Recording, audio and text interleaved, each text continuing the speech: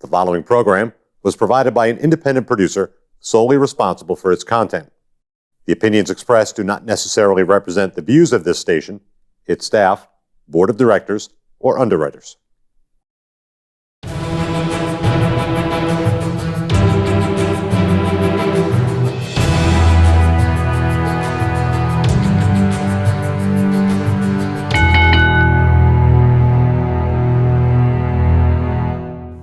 Hi, my name is Leo Connors and welcome to The Ring and All Other Sports. Tonight I got three very special guests from the NextGen Pro Wrestling Center, proprietor Bud Browning, trainers Mike Hollow, and Johnny Vegas. Did I have to say fabulous? Fabulous, Please. Johnny Vegas. Thanks for having Guys, us. thanks for coming on. Thank you for having Leo, us. thank you for having us. Appreciate it. You know, we were just talking off air about you guys had a nice piece on Chronicle. Yes, Why don't sir. you tell everybody about that. Yeah, that was fantastic. Thank you. I took a shot and sent a quick message to WMUR's inbox where they collect stories. And a couple weeks went by and my phone rang. It was them. They said they loved the idea and they had to come down and see what we were doing. And that's how it happened. Wow. Yeah. Now, they come how many days did they come after you got the call? I'll say maybe 4 or 5 days. 4 or 5 days? Yeah. I thought it was really, really well Yeah. done. It was So good. thank They you. came down. They Great job. spent 4.5 hours with us, I believe. Yeah, yeah, It was really great. Yeah. yeah. They were very thorough. Why don't you give the address out and we'll do it again at the end, too. Sure. NextGen Pro Wrestling Center located at 190 Elm Street, Manchester, New Hampshire. We're pretty much right across from the big arena and directly across from Spider Bite. And I just drive around back and we're at the ground level. I was going to ask if you had big, long stairs like... Oh, no. Like, Oh, 170 Pleasant Street. Oh, my God, it was so high. Boxing gyms are like that, too. I don't know if you Yep. know that, but some boxing gyms are like that. All right, guys. How did this all come about? How did the wrestling center come about? The wrestling center. And how did you guys all get together for this? All right. About 6 years ago, I had the idea to launch a professional wrestling school in New Hampshire because there hasn't been a pro wrestling school in New Hampshire for almost 15 years since Mofo Steve Bradley's Top Rope Wrestling Academy closed. And I had the idea to model it after martial arts places where it's month to month, to make it more affordable, more accessible. And then also in my idea, I wanted to put it right in the heart of Manchester, the Queen City, the biggest city. And I wanted it to be accessible to all the high schools. There's 4 major high schools in Manchester with, I think, over a 5,000 student count. And I thought, boy, this would be great to put it right there. So all these ideas, and I started putting all my thoughts on paper and developing the business plan, took a bunch of online business courses and started meeting with people who were also entrepreneurs, kind of picking their brain about what's life like, as a business owner, and met with a lot of different gyms, martial arts centers, kind of got a feel for how that works. Years go by, you keep adjusting the numbers, the planning. Then it was years of looking for a location. That was a big learning process as well. It seemed like nobody would let professional wrestling come into their buildings. I was getting rejected for so many different reasons. It was like zoning regulations or industrial yards wouldn't have it. Mill buildings said we're too loud. Or sometimes I'd find the perfect spot only to find out that the hallways were too narrow and there'd be no way to get the ring boards in.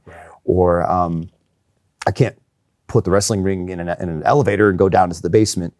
Or sometimes I'd get bought right out from under. Like I was ready to sign an agreement and then another company comes in and offers more for the space. And yeah. Or you go there and there's surprises and you find out it's just a big giant cooling storage unit, with no heat or anything like that. So just toiling away at it. Finally, things seemed to kind of come together. I had a lot of small world moments happen where people that I knew certain people, and the network kind of started to get tighter and tighter until finally I found the spot on Elm Street and rolled in there. That had its challenges. Launching in there, it took quite a while to get in that building. Then the building got bought out, and I thought I was going to be kicked out in the cold. Right. And anyway, so there we were. We finally moved in there, and we've been open for 2.5 months. Excellent. And how did you get these guys involved? That's just another thing. I've just been very lucky. I was going to say, you got lucky. No, extremely lucky. Yeah. No doubt. It's funny. whenever there's wrestling or wrestling ring, it's like a magnet, and it just attracts people, like like a lighthouse or something. And the phone started ringing from different people that wanted to get involved. They found out that this was cooking, that I was doing this, and people were reaching out. Hey, can I help? Hey, can I be a part of it? Hey, I gotta come down and see this. And it was Brandon Locke, a close personal friend of mine, brother of mine, and said, hey, I got Mike Hollow's interested. And my jaw just dropped open. I was like, okay, I gotta take that call. So, yep, and that's how we got connected. So, Yeah. And you brought this. Did Mike bring Johnny along, or did you? Because I know you've known Johnny for a long time. Yeah. So Johnny's been fantastic, helping me along the way for a number of years, especially coming back to wrestling a couple of years ago. There was Johnny ready to help, and it's only natural that he come in and be a part of this with us. I've been training at another school for a while. Then the pandemic hit and things stopped, and I was just sitting at home. I thought that was the end of it. And then when I learned he was opening a school, I reached out to him. I said, hey, I'd like to help you get this thing off the ground. And he said, Mike Hollow was helping out. I said, well, I'll still come. And it works out pretty good. Now, we're having a great time working all together here. And we've got other people who come in from time to time. Scott Reed comes in. Like I said, Brandon Locke will be there. And Sonny Goodspeed has been down. So, and we've had others that will continue to pop in from time to time. So it could be a surprise. Nice. I actually saw Brandon Locke make a post not too long ago about thinking of starting a wrestling company in New Hampshire. Yep. He and I have been Never talking know. about that. Yeah, that'd be interesting. That would definitely be interesting. New Hampshire could really use it. A lot of people don't Really? run up, other than Jeff Costa used to run a lot Right. in New Hampshire, and Steve Bradley. But other than that, Chaotic did a little bit, but not much. Yeah. But mostly it was those guys. But And it's one of those things, if done right, could be something with where it would just flourish. Absolutely. I mean, that's the pieces of the puzzle really fit, and I think it could be successful. I do too. Yeah. Excellent. So you got a lot of guys involved. That's fantastic. Yeah. A bunch of guys that you've known for years. Yeah, the right people. That's so Right. important to me, having the right people involved. Right. All right. Have you ever been, I got to ask you guys this, trainers. Have you guys ever been in a position as a trainer where you had to fire someone? Or let somebody go, another trainer go? not In your not past? here. No. No. Just curious about just asking about the training part. That's all. I've never been the man in charge Okay. to say who comes and goes. I think the big thing is, trainer to trainer, is that there's good chemistry between the two, Right. with where the message is consistent and it's the same. And, there's different flavors, but, we're working towards the same thing in the best interest of the students. Okay. And I like having multiple trainers too, because Yeah. he can't see everything, I can't see everything, Bud can't Right. see everything. But a lot of times, the three of us are there. Right. So you get different angles and say, hey, don't forget they did this, or one of us may have missed something. Yeah. And it makes it a lot better for the students because they're getting coverage from all angles, which is Right. really neat. And there's very good chemistry, right? And we really play well off of that in terms of being able to be supplementary to one another, and it's to the benefit of the students when we to see the interaction that we all have, Right. with where we're rowing in the same direction for their best interest. Nice. Now, what would be some questions you would ask if someone, like, let's say I wanted to become a wrestler and I come in and talk to you about your school? How would you sell me on your school? Yeah, okay, that's an easy one to answer. So for me, NextGen Pro Wrestling Center is about allowing people to have pro wrestling in their lives in the way that they want to, in a meaningful way, and in a way that's going to enrich your life. So I would ask you, well, what are your goals? Why are you here? How do you want to have wrestling in your life? Yep. Because not everybody does it because they want to be famous or because they want to travel the country. Some people want it for fitness, or they want a really fun hobby, or maybe they feel like, boy, I've always wanted to do this. It's now or never. Let me just try this. So everybody's got their reasons. So let's let them have it. Excellent. It's Excellent. good that he charges monthly so that Right. people want to say they want, they can only be here for 3 months and they're leaving for 3 months. You come for the 3 months or whatever, and it works out pretty good that financially it works out pretty good. Right. Because, like, other schools might want, like, so much down. Or and all lump that, or sum, the they whole want to pay thing for the down. right, exactly. Yeah. Okay. So this is a great option for people that even want to try it for a month and then they'll fall in love. And I have a few students right now who they paid for previous month, had a great time training, and then said to me, "Hey, I got work issues right now. I got to pause my training. I'll be back next month," and it's working great for them, and they love it. So, That's excellent. yeah.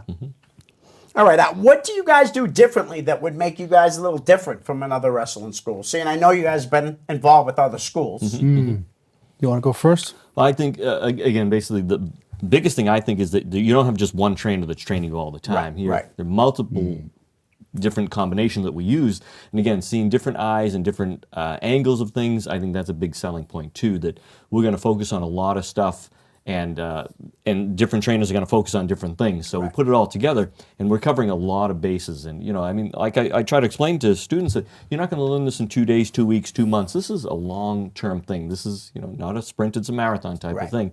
So there's a lot to cover in the times we do it. And I mean, it's only 3 days a week. So, you know, we're trying to cover as much as possible, but we don't rush through things, and we're not just going to move people along just to do it. We take our time and we focus on individual things. So everybody moves at a different pace. And, you know, really, we're trying to get into the weeds, right? We're really trying to break down the nuances of with what it really takes to, A, do it safely, you know, 2, with where you're not hurting yourself, you're not hurting someone else, and you're developing a level of understanding with what it really takes to be able to go out and have a match, and the responsibilities of in the ring. But also the other beautiful thing about the school is we're, you know, taking care, and we're talking about stuff outside the ring as well. So it's almost like it's like a 360 approach.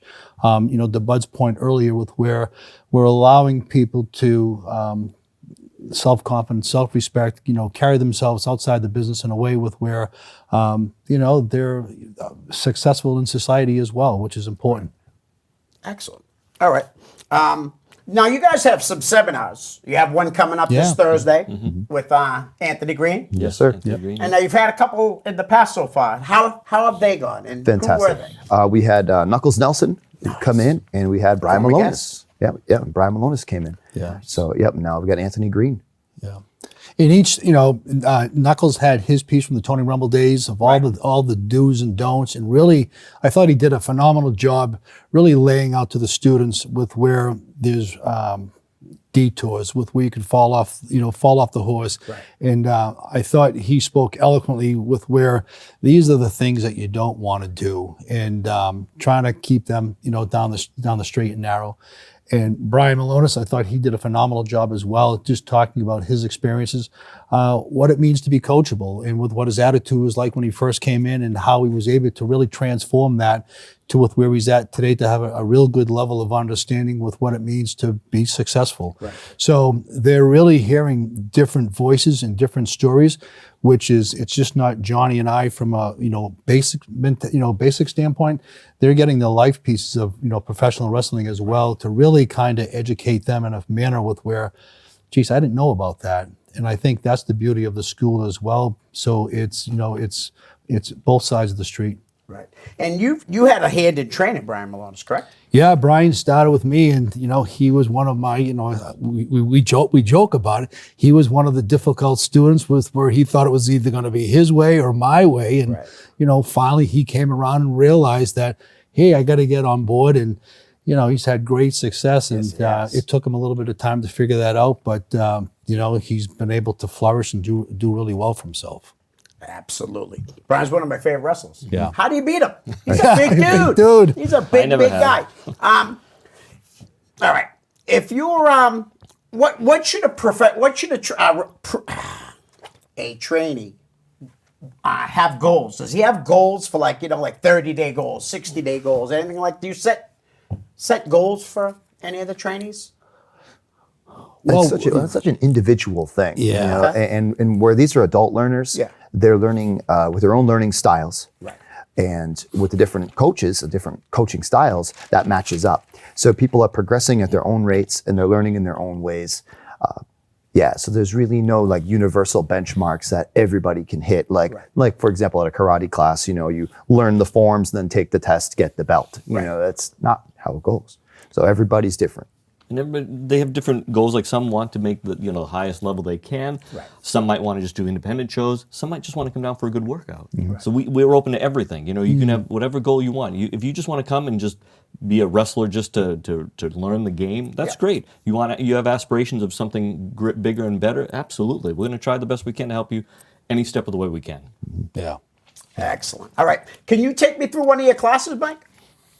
Well, we've got our endurance, which is a good piece in the beginning from warm-up drills, which is a big piece of it, just trying to get the students in, you know, the best in-ring conditioning as possible. because as you know, you need to have gas in the tank if you're having a 5 or 10 minute match, and you want to make sure your cardio is with where it needs to be. So that's the beginning piece, and then we really try to get into the weeds with the basics. And as Johnny was talking about earlier, we've got a lot of new students. So right now we're in we're 10 weeks in, 12 weeks in. We're just trying to find out or build that foundation with where now we can kind of progressively go into some other stuff, but we're still laying mud on the foundation. Right. Yeah. So, like I always say, like on Tuesdays, we do a lot of fundamentals, basics, footwork, ring positioning, ring awareness, stuff like that, which really, like you said, building a house. So, you don't start from the roof. We go from the foundation, Right. to building upwards. Then on Thursdays, do a little bit more action, more putting things together of what we learn on Tuesday. So it's more putting things together. And then Saturdays, more character development and things like that. So it's really it's a good game plan we have right now. Yeah, and it's really important because you can't put the cart before the horse. Right. And you're really, if you think that way, you're putting the students really at a disadvantage. And I joke with them. I says, I know it can be boring, it can be monotonous, but there's just so much to know from in-ring mechanics and where you are and with what you're doing and how to transition and how to move forward and what that really looks like. In understanding that it's you two people in the ring, but you want to bring the audience in with you. So there's a lot that really goes into it, and really trying to get them to understand that piece, because everyone wants to go 100 miles an hour. Right. And it's like, okay, guys and girls, let's slow down and live in that moment with what we're doing as performers. Now, how do you guys slow someone down? Someone that's constantly saying to you, I want to go on the top rope. I want to do, because I'm sure that happens all the time. Of course, they see it on TV, and that's they want to so go. how do you guys get through to them to say, not yet? It's really looking at their body of work, right? And looking at things in a manner with where it's constructive, and we're not really trying to, put them in a bad way, but just saying, these are the things that are really important that are going to allow you to get with where you need to be. And we'll use examples. I mean, Hunter didn't become the best in the business from the first day at Kowalski's. Right. I mean, there's a progression. And the same thing with good guys on the independents, great guys that are working for WWE or AEW. It's years. And just realizing, to Johnny's point earlier, it's not a sprint. I mean, it's not a marathon. It's you got to take your time. Yeah. Well, it's amazing because how you just said, it takes a while. Yeah. Yet, there have been people that have gotten there very fast. Yeah. Under your tutelage, actually, if I'm not mistaken. Okay. Sasha Banks. Yeah, Sasha. I didn't A little bit. No, I'm sorry. Kofi. I had Sasha. He had Kofi. I had Kofi, and Kofi was an exception. I mean, he was with us probably maybe just coming up on a year, and then we had the WWE tryout at the school where the agents came in, and next thing you know, he's off and running and doing his thing, and here it is, 20 plus years later, and he's still got still running strong. Yeah. But he was unique. Right. Mm-hmm. And you'd say that about Sasha also. I mean, she started just like everybody else, right. and but worked hard. Same thing with Dominic Dijak or T-Bar. He's now Tommaso Ivar. T-Bar was. I'm going to bring him up in a minute. T-Bar was one of the hardest working guys in practice. Right. He practiced so hard, and I would tell other students, this is your model here. He came to practice hard all the time, and it paid off hugely now, obviously. Right. And he just, I knew that there was something special with him. Same thing with Christian Casanova. He's now Carmelo Hayes. Yes. And Flip Gordon, was in Ring of Honor and stuff and stuff like that. These guys came and they worked hard, and it showed. And I try to stress that to the students. I said, you practice hard, you play hard. Is that the way it goes like that? So, we want that. We want them to practice hard, and then it comes out, and that makes the shows easier. Right. Yeah. So you had brought up Ivar, as I like to know him, as Handsome Johnny. Yeah. But it took him a long time to get. Yeah. Dr. Tom is famous for saying this. Everybody's journey is different from the next person. Tommaso got hired. He got let go. Right. Ivar, he got an offer, decided to go to Japan. They've been injured. They've worked through it. They persevered. And it's just, you just never know how, with where you're going to end up and how you're going to get there. Right. Well, it's wild because like with Handsome Johnny Ivar, he had so many injuries. And I've said it here before. Lesser man would have quit over and over and over. lesser men have quit. Yeah. He broke his back, right? Broke his back. He injured his neck. And So it was funny. I saw his father at the Fleet Center. We went to the show, and he was sitting behind me, and we hadn't seen each other in years, and we were able to have an opportunity to catch up. And it was a great reunion between he and I. And one of the things I could say to him is that Todd had great perseverance. Right. I mean, he just was adamant about with what he was going to do. And God bless him. Mm-hmm. That is pretty well. That's excellent. I got some fan questions, okay? Jerry Lane wants to know no, because we already answered that. I'm sorry, guys. Dave Fournier from Mike. You have trained many different people over many different years, over the last 20 plus years. Who would you consider your best student? I told Dave that this is a loaded question. Yeah. So if you want to throw out somebody that you're so happy that you were able to help, because without your help, maybe they wouldn't have made it. Yeah, even it's funny. Obviously we can talk about the ones that ended up making it to WWE, but I look at it in a much larger fashion with where guys like Johnny and I and Bud, we've been able to really influence so many people over our opportunities to teach and coach and give back. With where our students former are in such a better place now because with what professional wrestling has really allowed them to understand and develop. So I look at it just there's success stories across the board, whether it's WWE or how you are just carrying yourself on in everyday life. Right. I mean, that's the point that really makes me happy. And one of the big things you guys teach too is respect. Huge. Correct. Right. Yeah. Respect is very important in wrestling. Very important. Not just having time in the business, but being active in the business too, and it leads to respect. And people are, it's nice. They're very respectful people, and we do teach that at the school too. Right. And taking care of your name, right? I mean, that's a huge piece as well. I mean, we'll always have our pluses and minuses, but you just really got to do the best to take care of your name from a business standpoint. Excellent.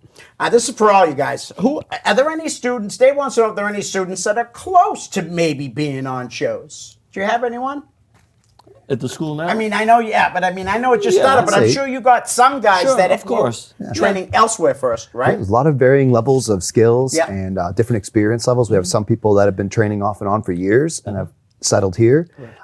One of our guys left his other wrestling school just to dedicate himself here. So it's that kind of dedication that's really going to get them, where they want to be. So there's a few that are shining right now. Mm-hmm. All right. What do you guys think about today's wrestling compared to 20 years ago? Like, you've trained. How long have you been training, Mike? Since 1994. Okay. And how long have you been training? Like training people? Probably 12 years, I think. 10, 12 years, I think. So how has wrestling changed in order for you guys to train? Or has it changed at all? The business will always evolve, right? It's something, you look at the different eras, the 70s, the 80s, the 90s, and with where we're at today. But one friend of mine said, one thing that will never change about professional wrestling, and it's the basics, right? I mean, that's the piece. Everything else is glitz and glamour, and it will evolve. But the building of a foundation, putting your house together, levels of understanding both in and out of the ring, character development, I mean, those are all rudimentary pieces that you really need to understand to garner the success that you're looking for, either at a major level or at an independent level. Right. Yeah. It's becoming more showy. I mean, I remember when my father would take me to shows, and guys would come to the ring, no music, no flashy lights, no costumes. Like Bruno Sammartino came out in blue shorts and black boots and a perm. And that was it. There was no music. There was nothing. There was nothing flashy. Now it's very showy and very played up, and sometimes the entrances are better than some of the matches. So, absolutely. So there's a whole spectrum of things now we have to cover, from walking out of the curtain till you walk back through the curtain. So the whole thing is the whole picture is together now. So and I've noticed it's very fast paced nowadays. Right. I used to love watching Bret Hart work an arm. Just hold that guy down, work that arm, and everything they did went right back to that arm. You go for like 20 minutes with that. Right. Now it's just bing, bang, boom, all over. It's like watching pinball. Yeah, I don't understand why everyone has to dive. Like, I mean, things should be special. Mm-hmm. Right. Yeah. And that's where I think a lot of it has changed. Yeah. When I watch some of the NXT and things like that now, I watch the characters, and it seems like I'm watching like an arcade game. You know, they get beat down, and then their life meter comes right back up, and to me, I don't think it's as believable. Right. You know? That emotional piece is so important with where you want to garner people's attention. And you can only do so many moves, but what's the draw in terms of why would I care? Right. And that's why you don't see that many great matches on TV anymore. And granted, back when we were talking earlier off air about like in the 70s and stuff, they were all squash matches. Yeah. You know? But I just don't understand like why everyone has to do everyone does the same thing. Do you see a super kick in the first match when you would have never saw if the main event guy did a super kick and someone did a super kick in the first couple matches, they would get in big trouble. You're right. Yeah, you're spot on. Spot on. You know? And I Michaels finished his matches with a super kick. Now they do it as just a regular thing. Yeah. And I'm not a big. I like AEW to a point. You know what I mean. But I'm not gonna lie. I'm not a big fan of guys like the Young Bucks. I think they bring in wrestling. They brought it down with again. Sean had a super kick. It'd knock your teeth out. These guys hit like 7 They do and double they ones. barely fall down. They do double ones and nothing. It's just like, ooh. It's ridiculous. But they're up there and I'm not, so they must be doing something right. I don't know. It's just crazy. What about Jim Cornette? You guys like Jim Cornette?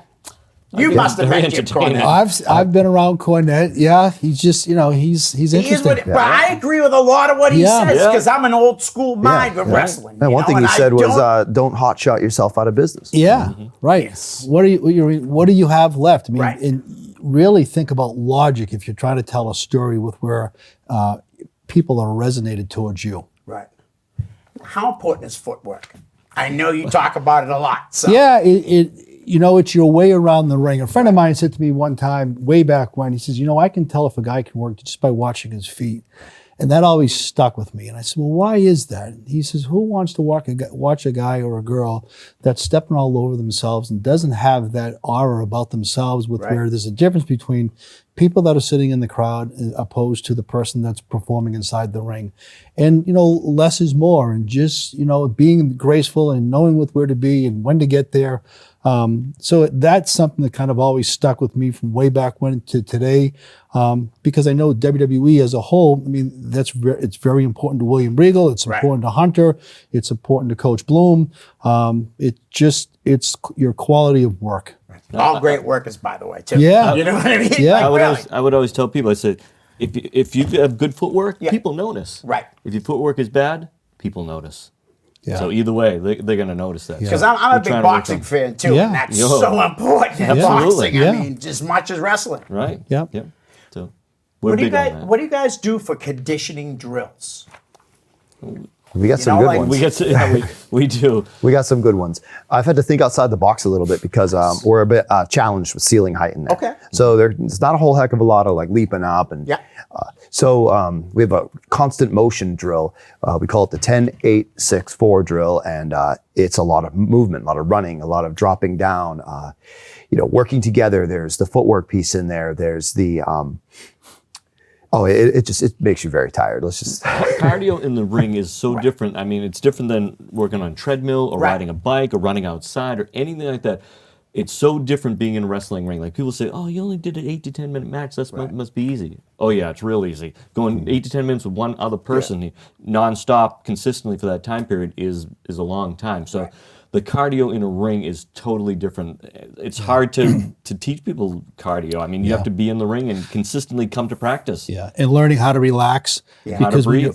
How to breathe, because when you stop breathing, you stop thinking. Right. And so that's a whole nother element. Being able to slow things down and being able to continue doing with what you're doing in a manner with where it's safe and it's effective and it's believable. Right. Mm-hmm. But you're right though, because I sparred one time. 2-minute rounds. Yeah. And a minute in, I was gassed. Yeah. And I'm not like in great shape, but I was a lot younger then. I was in much better shape. It was just ridiculous. I didn't think that I would be blown up. Yeah. So I figured I'd, spout my friend 2 or 3 rounds, no problem. 1 minute in, I was like dying. After the first round, I quit. I was like, I don't want to fight anymore. We'll have some of the new students and maybe do a little spot with them. All of a sudden, I'm like, it was one spot. Right. An opening spot of a match. We have 8.5, 9.5 more minutes to go, and you're huffing and puffing. Right. And Yeah. that's how they get to learn. And we teach that too. We teach them how to breathe and how to for cardio. Just relax. Yeah. Right. Yeah. Yeah. You know, I always thought like to train for be a wrestler, the hardest thing I always thought would be is tucking that chin every time you fall. It becomes automatic after a while. You all would imagine so, because I mean, Love the the first stuff. few times, I'm sure it doesn't happen. You're whacking your head over and Yeah. over and over. A lot of the stuff we teach at the beginning too becomes hopefully automatic and second nature, so that you don't have to think about things. Because there's so much more to think about when you're in a match, Right. rather than should I tuck my head, where does my foot go, or anything like that. So it's Yeah. a little different. That's all I can think about, though. You know, like if I were to go train, like they asked me to do that 1-day training thing there. Sure, I'm we're gonna like, have you come down. We're gonna have you I'm come too down. old for that. all Are you right. kidding me? Oh, we can film an my episode brother. with you, Leo. Yeah. A training episode with Leo. Oh, Dick, maybe Dick, we'll bring do the that. camera down. We'll have him. I'll be there. Yeah, he'll do anything. He wanted me to do a cooking show. Now I'm doing we're on hiatus with Sonny, but still. yeah. Well, make those meatballs. We'll come and test them. All right, let's just Good meatballs. talk more about what else. Like, do you have weights and things down there at the center yet? I have a punching bag. We have Yep. an MMA style punching bag. It's shaped like a guy. We can throw him around, beat him up. I don't have any weights in there. That I don't want to have any weights in there. People could get hurt. It clutters up the place. I like to keep as much open space as possible. I just acquired a little wrestling mat we have off to the side for chain wrestling, a little battle area, if you will, or some of the newer students can go over there and work on tie-ups and things like that. The ring sits comfortably in the corner, big 18-foot, beautiful ring. It's 2 feet off the ground. I do have other posts, so if we take the ring out for shows or do ring rentals, we can have a big full-size setup there. Water bubblers, bathrooms. I have a TV in there with a video library, so we always have wrestling playing on the TV. Nice. I had somebody come in recently, and they fell in love with the atmosphere because when they walked in, they saw guys in the ring, wrestling on TV, and just people supporting each other at ringside. And that individual was like, yeah, this is great. This place is cool. That's awesome. Yeah. We prefer them to do the weight work like in the gym. Right. Consistently do that so it doesn't take away from our time in the ring, because we really got a lot to cover in the ring. So we want them to do gym work, weights and stuff like that on their own when they can go to a gym. Let's say 10 girls decided they wanted to become wrestlers. Would you think of hiring a female trainer to help out? I would love to, but we're all equals in there. Right, And absolutely. yeah, we've just brought in 3 female students, and I had discussions with each of them, made it clear that we're all equals in here. And everybody who signs up at NextGen Wrestling Center receives a conduct packet and anti-bullying. They also sign for a anti-bullying and anti-sexual harassment policy we all follow. There's concussion awareness documents in there as well. So I try to give them a nice start. Take this home, read it. We're going to live by this. I have it posted as well. Yeah. And I think that's so important that they I'm understand. very impressed with that, because huge. that needs to, Yeah, thank you. That's what it needs. It really does. After what's going on, Yeah. we all know, the Plus it- speaking Right. out and all that. It's Yeah. hard to, you get a bunch of room full of guys, and Right. they get off color easily or whatever. Right. So we're trying not to do that. Right. Yeah. Especially when there like are that. females present. And, we're focusing on wrestling. Yeah. And I'm family friendly too. One of my females, her father's there watching. Another one, her fiance's there. You know what I mean? And I welcome that. Please come in. And the other students as well, our guys, they're so good. They're so respectful. Nice. And they understand that this woman in the ring with them is their sister. Right. And they're going to take care of her. Yeah. And that's how that goes. And with that, the packet that you have on the wall and everything, and what do you call it? The conduct. Yeah, it's a conduct packet. Right. That really is fantastic. Oh, yeah. I've never heard any other school do Oh, that. yeah. Yeah. It's a Do's and big don'ts. piece. Yeah. Yeah. And it's little things too, but those Right. little things are so important. Right. So yeah. So you said maybe do shows. Do you think maybe you do a show? Absolutely. I would like to support and serve a show. Right. I don't want to run my own show. For example, you mentioned Brandon Locke earlier. If Brandon Locke decides he wants to run a show, you can bet that NextGen Pro Wrestling Center is going to be there with the wrestling ring and with the crew to take care of him. There have been other companies that have reached out wanting to rent our ring, and with it comes our crew. And our guys are ready to serve. And that's what it's all about, is serving that New England wrestling scene, Right. What's Yeah. good too is we have a connection with APW, Atlantic Pro Right, Wrestling, and right, Mike which Morris. is great. And is great, yeah. Yeah. So, we can supply a ring if he needs, or, help. And we got students that hopefully will funnel up that way. Right. get on some shows. Well, they've been working very security fortunate. for AP. Yeah. Right, so it's very fortunate if you're a student at this school. Right. You already have a leg up to work a show because we have a connection. Right. So that's a good selling point too. That says, hey, I want to get on shows. Well, Right. this is even easier for. We have an avenue. We have an open door. Yeah, we have a few open doors. We've got Atlantic Pro Wrestling is our big one. Definitely supporting them through and through. We have Impulse Wrestling, Micah, his promotion up in Vermont as well. Okay. We're ready to support them. We've received that invite from Micah as well. Our crew could come and assist. And then with Bowen, Bell Time Club. We got a solid bridge belt there. And I fully welcome his students. They can come in on our open ring days anytime. I have quite a few that do. We work on the character stuff, the ring stuff, and Bo's been fantastic for me as well. So, Nice.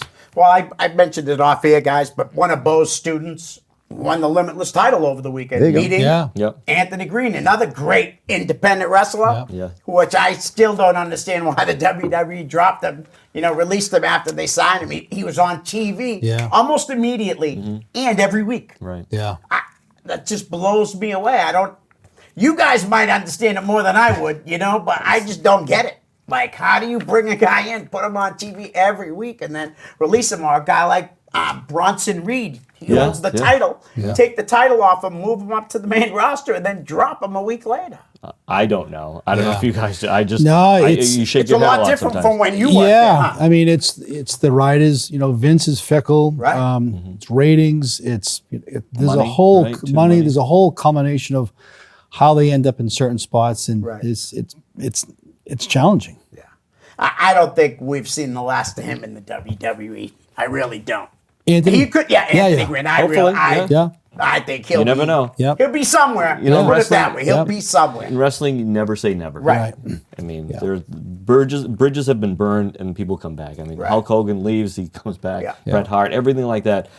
You never say never. Right. That's what it They've is. released great wrestlers and held on to guys Yeah. that aren't so good even. So It's- I mean, you never, it's- like you said, you never know. Never know. It's what they need at that particular Yeah. time, and it can turn into a great little run. Right? Like you said earlier, Tommaso got signed. I remember he got signed to be the lawyer guy. He was going to be a lawyer, and he was on the verge of just going full time. And next thing you know, they changed their way, and then he ended up, getting into the developmental territory. Got released. They told him to go find his way over in Europe. Right. Figure out who you are, and he made it. Didn't he end up going to Holly's for a little while? Yeah. Smart move. Yeah. And listen, you guys, you met Holly Race before, I'm sure, right? Yeah. All right. He had a camp, and he had Kenny Omega in the camp, and Yeah. he put him in and you guys heard the story? He put him in the beginners class because he's like, and even though Omega had been wrestling for years, and people were saying he's one of the greatest wrestlers in the world, Harley Race did not like him whatsoever. Really? How do I put this? So when a guy like Harley puts a stamp on you like that, Yeah. right? How far does that carry? You know what I mean? Obviously, it didn't carry to the Tony Khan, but to Vince McMahon, even, let's say. You know what I mean? Yeah, it's such a tight knit. It's like, to your point, it's like a phone call away with where someone from the office hypothetically calls up and says, "Hey, what about so and so?" Right. The conversation could go either one or two ways. That happens, Right. right? Hey, is he a good guy? Is she a good girl? Right? Is she a good fit in the locker room? Is he a good mechanic?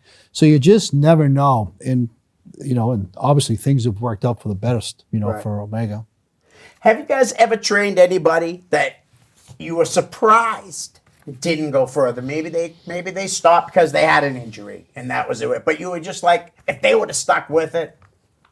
Ash Kincaid, John Walters. John Walters, Those, yeah. those two. Just, I John- remember when Arch first started, 2 left feet, constantly punching me in the head when he was going to tie up. Right. But just from his work ethic to his promo ability, he was ever so close in terms of getting signed. They were doing stuff with him at TV, in the green room, all sorts of stuff. John Walters, I thought, was a phenomenal talent. Same thing. Those probably 2 guys that stick out with me the most that I wish, were able to get over the hump. Yeah, you're right on with John Walters. I agree. Definitely. Yeah, a lot of talent and just didn't work out. Just, it's the right time, the right spot with what they need, with what they're looking for. But for pound, technical wise, I mean, even to this day, he could go work for a major promotion. Oh, absolutely. I mean, when he actually went back and worked a couple shows Yeah, for Ring of Honor. Yes, he did, yeah. And I was there. I was catering some Ring of Honor Yeah. shows that he was with. I got to meet his dad. His dad is like Yeah. one of the nicest guys you'll ever meet. You met? I've never met his father. You have, Yeah, right? yeah. What a great guy. I mean, that was a great group. I had Arch, I had Walters, I had Vicalo, I had Aaron Stevens. A list goes on at that time at Kowalski's. And I mean, they all had flourishing careers. Yeah, that's excellent. Mm-hmm. Nice. All right, back to you, bud. Okay. How much does it cost? Like, if I want to come wrestle, Yeah, how much does it what's the cost? monthly dues? Yeah, Sure. I'll sign you up for $130 a month. Yeah. easy. Yeah, that's it. Excellent. And you can 130. come up to what, 12 times a month, Yeah, right? Because you 3 said times 3 a days a week. week, right? Yep, Right. definitely. And that's That's a very little more than competitive. $10 a thing. That's Yeah. pretty Yeah. good. It's good. Yeah, it's very I mean, competitive. really good. Yeah, the guys, a lot of martial arts studios, they'll charge adults $125 a month, or okay. so it's priced pretty good like that. Boxing classes can be very expensive. MMA classes can be very expensive, and you look at these other gyms, and a lot of times you have to pay your gym fee, and then you pay for the coaches or the instructor's time, and you have to book that time. So it's a lot of continuing expenses. But here's just a flat rate, $130 a month. That becomes your billing date, for the next month. So you get the training. Excellent. It's a nice atmosphere. Right. So far, so good. We're all getting along, which is nice too. So, and respect, again, like you point out, very important. Right. And we will teach respect, and it's enjoyable for the 3 days a week. So, I mean, I'm sure some of these guys would go 7 days a week if they could. Right. But Now, you had brought up how, like, you stayed in contact with these guys. Like, a guy like Scott Reed, did he contact you, or did you give Scott a call and say... I got to thank Scott Reed, because he was so... he was there for me when I was developing this business plan. I went to his shop, and I would ask him, Scott, what's it like, being a business owner? What are some of the hardships for you? He really was there to let me pick his brain and to look at my stuff and challenge me to think outside the box and think a different way and kind of just help me build that concept. Right. So Scott's been instrumental. Nice. Yeah. it's good. Yeah. So let's go through it. So is everybody there have a set night? Like, So I'm there every night. Yeah, every night, yeah. And and we have Mike Tuesdays. Yeah. And Johnny's been coming in Tuesdays and Tuesdays, Thursdays. Scott Reed, you'll see there pretty frequently on Thursday nights as well. And Saturday, I'm there, and we're doing the character storytelling end of it. So nice. So like is that like promo class too? Even promo classes, getting into character, Right. using your voice, body language, understanding concepts of heroes and villains and story structure. I take my background in my writing Right. and apply it here. The parallels are so strong. Yeah. nice. Excellent. Excellent. You're in, Leo. Yeah. I'm in, huh? I think so. All right. Come on down tomorrow I'm night. coming. When tomorrow night? Yeah. I got to see my doctor tomorrow. Remember, I got a problem. That's with during my the day, though. Doctors don't work at night. So no excuses. That is true. That is true. Can't make excuses. No, I don't want to make excuses. All right, we'll see you tomorrow night. What else is very important for someone that wants to train that they should know before they even head in? First, they have to have an open mind. Because wrestling is very different than anything you've ever done in your life. It is totally different. You're going to be falling differently. You're going to be acting differently. It is something that's really out of the ordinary. Right. And we try not to say it's not acting. I always use the expression "don't act, react." We want people to react to things. So it's a different mindset. It's a brotherhood. We all stick together. It's almost like a club or a fraternity or sorority or whatever like that. And I think it's a big character builder for some people. It helps them. Some people come out of their shells now. Right. Some people are very shy. I'm very, very shy. But now they come out and do this. It's like, wow, this is a totally different person. Yeah. Where love were that. you? Yeah. And we love that. It's like, Right, whoa, right. what happened? You just got a great promo here and you didn't say 2 words for 2 months. Right. We're really trying to pull out that self-confidence piece with where if it's not at the surface, we're really trying to have that prosper and develop because, take wrestling off to the side, but everyday life, again, as I talked about, it's a huge piece of just being self-confident with what you're doing and believing in yourself. We're big advocates of that as well. And, the teamwork, the camaraderie, working together.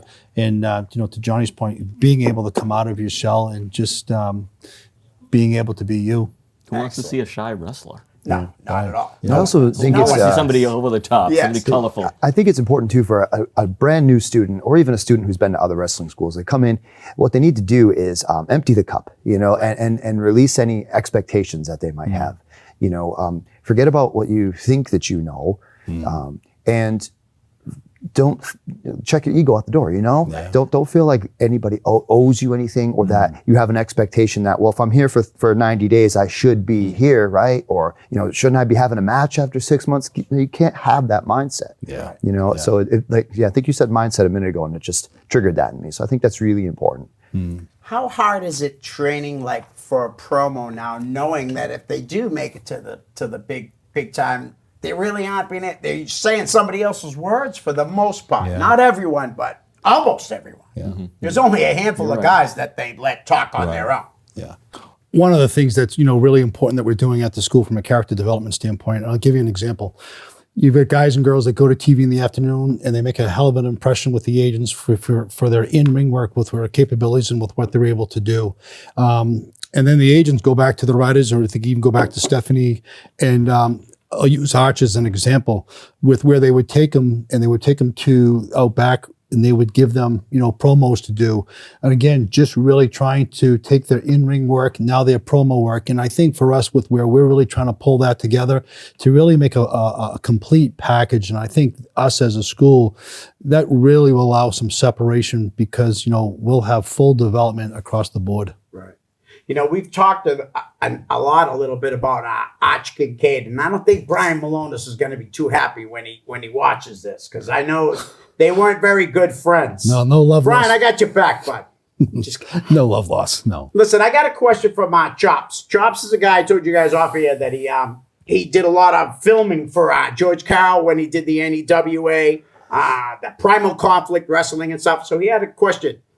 In each of your own opinions, who was the one person that you thought would be a sure star, had all the tools needed in and out of the ring, but for some reason didn't reach that potential? Not like we talked about earlier, where if they got hurt or whatever, someone that just,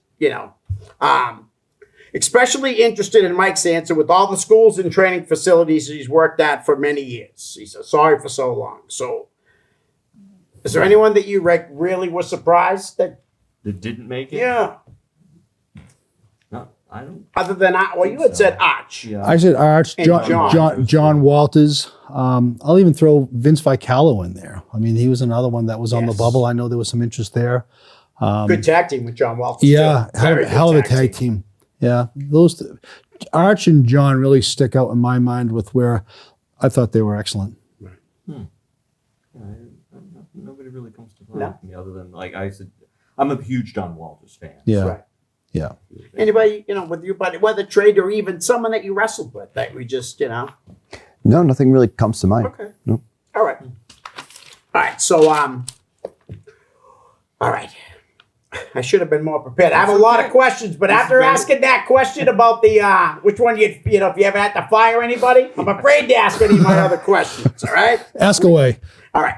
What have you done to improve training in the last year? Let's say since COVID. Let's say, is there anything that you've implanted in what you do? I think for me, coaching has to evolve, right? I mean, I know me personally, I'm coaching differently than I was 5 years ago, 10 years ago, with where I know it's ever so important to be able to understand your talent and who you're working with and how you were able to connect with them. Because the learning styles are all differently. So I've got to be very mindful of that. And, it's an important piece because we want them to grow in their careers. So you really got to think about how you're saying things, how you're demonstrating things.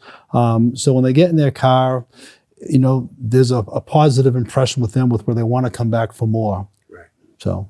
People are, I'm sorry. No, People are go very ahead, please. sensitive now. I Right. get very sensitive. But we pretty much lay the groundwork that nothing we say to them is directed to them personally. Right. It's Yeah. all about how they're performing, and Right. that's what we're focusing on. So any kind of criticism we give is nothing personal. Yeah. Well, seeing you brought that up, you don't have to say any names, but has anyone ever asked you to watch their match, and when you told them the truth, they weren't happy. You know, and again, I'm not asking you to name anybody, but I'm sure that had to have happened. Nobody's ever been upset. And I said, because I tell them straightforward, I said, I'm Right. going to tell you the good and the bad. You know, I'm going to point out more bad than good, only because that's how you learn. Right. But no, nobody's ever said, "Ugh, what a jerk." I don't think, not to my face. And I don't know. No, I mean everyone's been very cordial to me, very receptive, Right. and I think the big thing is what does he or she do with that information? With where we're just giving our input to try to help them along. It's really up to them. It's like how do they take it and grow? Right. All right, let's go back to promos. Like, if you're gonna do a promo class, who would you show them? Like, name some wrestlers that you would want these guys to see doing promos. Oh, I'm a huge fan of classic wrestling and the old NWA. Right. And I feel like watching the old NWA, WCW stuff when it was studio Yes. wrestling, it was very promo driven. They would come up to the desk. You got to watch the Flair. You got to watch the Four Horsemen. You got to watch Tully Blanchard. All these guys, the way that they would talk, the way they carried themselves, use their voice. Another one that jumps right into my head is Jake Roberts, because he was a departure from the yelling and screaming. Right. He would talk very softly. You know, so at home, so at home you're leaning into the TV. What's he got to say? So those are definitely some good character studies to watch. Nice. I like old Memphis wrestling, Yeah, which is the yeah. same thing, but you got a lot of Right. bad talkers on that. Right. show. Yeah. You really did. And you can watch the tag Like, teams if you too. were gonna do like a promo class, who would you like people to study or whatever? I like Rock because if you watch Rock, he really makes the audience hold on to with his words and with how he has his peaks and valleys, and what's he going to say next? Where is he going?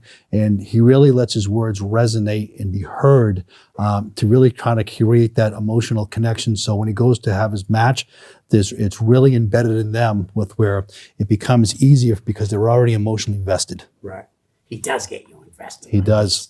He's Right. the best. And that's the art. Could you imagine being able to take that and now you really change the style of your work because you've already got them in the palm of your hands. Right. Now just being able to play off that emotional mindset. Yeah, it's I amazing. do like to go old school with a lot of these. I just watched one Superstar Billy Graham. Oh, You know, just yes. no script, just standing Right. there with Vince McMahon, and he was just the Grand Wizard was with him too. Yeah. Grand Wizard started, let him said a couple of things, Yeah. and then he moved away, and then Billy Graham went off, and it's gold. It's just the magic. organic. It's Magic. being organic. It's being natural, Yep. where it just becomes that feel with where, geez, you just touch someone's nerve Oh. just by with what you said. Yeah. And now with what are you going to see from a physical standpoint before when they go to get in the ring, and understanding that psychology piece is really the art of working. If you can put those two together as a performer, it just allows you to be in a whole totally different place. Right. Superstar Billy Graham garnered so much heat from those Oh, promos, yeah. and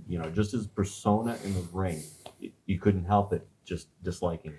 What about Dusty's promos? Yeah. Like, Right, how exactly. he would like literally, you could tell he puts a lot of thought into it. And, like the Hard Times promo or the Son of a Plumber one. Yeah. I mean, he just, It's a very difficult thing for students to learn. Right. Oh, Because to absolutely. be comfortable on a camera and to be thinking about all those parts that they need to say, Right. those benchmarks they need to hit, it's very difficult. And you can have somebody who they're very athletic, but then they get out there for the promo and they freeze up. And at NextGen Wrestling Center, we're doing two different ways of doing it, where we'll have the camera and we'll say, okay, 5, 4, 3, 2, 1, go. But then we might do it where now we're in the ring and we'll put like the sound of a crowd with a live mic and have it be all reverb and echoey. So now it feels real, Right. and we'll have them be in the moment doing it that way. And it just comes out like Mike said, more organic. So there's lots of different ways to teach being comfortable in character and being comfortable with promos. because I mean, the old days it would be, I'd be like, Mike, wrestling in Lowell on the Right. 25th at 7:00 against Bud. Go. Yeah. Yeah, Right. right. I mean, Right. I'm sorry, and you got 2 minutes. Yeah. Yeah. You know, Hit I your mean, kids. the old time promos were just amazing. Yeah. Like today, when you watch a guy doing a promo, he's reading somebody else's Right. words. Yeah. Right. Almost everyone. Yeah. I see CM Punk's not. There's no way I can't see the AEW people saying, listen, here, because he's just going to throw it away. Yeah. A guy like him, even an MJF, Yeah. Yeah. who's really new at it. Yeah. But if I was them, I wouldn't be giving him a script either. No. Kid's only 23 Yeah, or he's 24 good. years old, and Yeah, he's very- gold on the Just microphone. that natural feel with where he's got a gift. Right. And it's amazing because all these people want to go to AEW, and he's already said, I'm going to be in the WWE someday. He's already said it. Yeah, it's smart. Very smart. Smart. Kid can work, Yeah. too. Yeah. You know? What when you watch wrestling now on TV, what makes you excited when you see a wrestler, you know, doing something? Any, like, I don't know, maybe it's one of your guys, you watch him do his footwork, or maybe you watch somebody, Mike, you've been doing this, you've been training for so long. You know who trained him. Yeah. But yet when you saw the footwork, you didn't need to know he trained him. Like, let's say it wasn't you, it was somebody else's footwork. You know what I mean? You were like, oh, that's Yeah. Tony Rumble or whoever. Yeah. No, good question. I think for me, when seeing one of the guys that I know, it's I'm just happy that they're there, right? I mean, is the big piece, and what it really takes to be able to get into that position, and how hard it is, and how hard they work to persevere.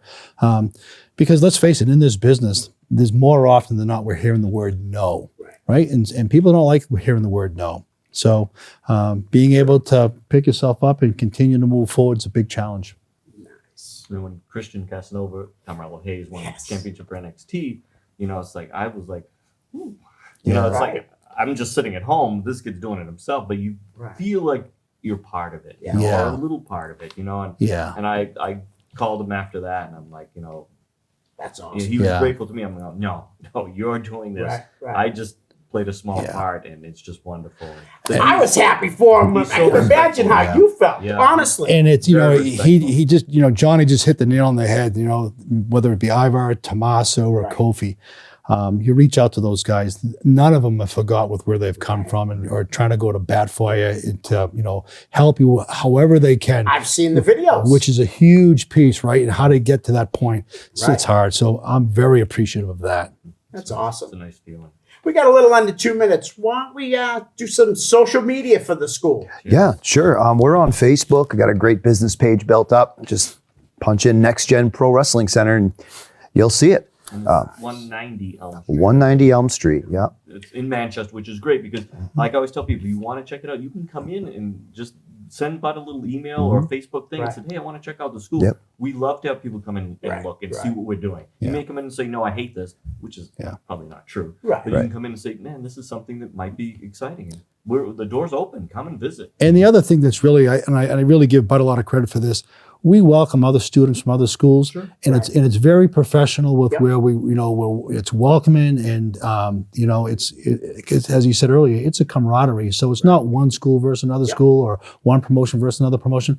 Us and our roles with what we're really trying to do is, better the business and better the people that we serve. Right. Is it best than Facebook then to? Yeah, Facebook. You're going to get an Instagram or anything like that? I do have eventually a going down the Instagram, line? same name on the Instagram. Yep, and you can just shoot me a message on Facebook, and I'll get it right away. Excellent. Take it home, We're Leo. looking for you to come and visit us too, though. Yes, I definitely want to visit, but I'm not getting in the ring, Johnny. I'm sorry. I'm Well, we'll way see. too old We'll for see. that. I really am. Well- I never wanted to be a pro wrestler. I thought about being a You can change manager that. when I was a Well- kid. I never, and people ask me all the time, like people that I've known all my life, Yeah. why didn't you do it? I never wanted to. Come down and check it out. My family wants to, why don't you run shows? I'm like, do you have money you can have me lose? That's what I tell them. Yeah. Give me some money and I'll lose your money by running the show. Exactly. Because if you run a show, you should expect to lose money at first. You got to spend money to make money. Yeah. And that's in every walks of life. Right. Guys, thank you so Thank much you. for coming Thank on. you, Leo. Thank you for having I'd us. love to have you guys on again sometime. Yeah, Sure. beautiful. Thank Guys, that's it. We're out. Peace. Hi, guys. I hope you're enjoying the show. Listen, I could use a little help to grow my YouTube channel. So if you could please like, share, and subscribe, that's most importantly, subscribe. Send me a direct message, and I'll give you a shout out here on the show. My YouTube channel is real simple. It's just my name, Leo Connors. Thanks in advance. Peace.